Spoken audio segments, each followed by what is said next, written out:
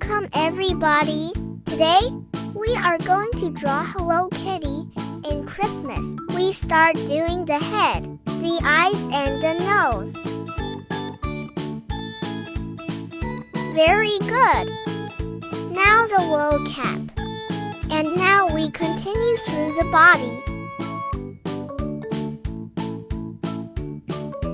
We make him an arm. And the legs. You are doing it very good. We finish the scarf and the coat with some buttons.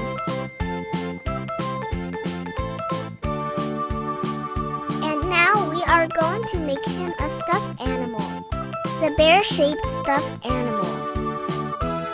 And we are going to draw it coming out of a box. Like it is a present. Nice! Now we start with the box.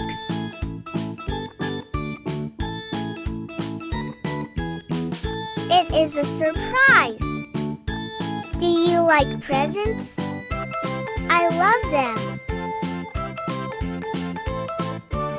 Now we continue drawing the tree, and we start with the star. We need to finish the tree and paint the drawing. See you on the next video. Bye.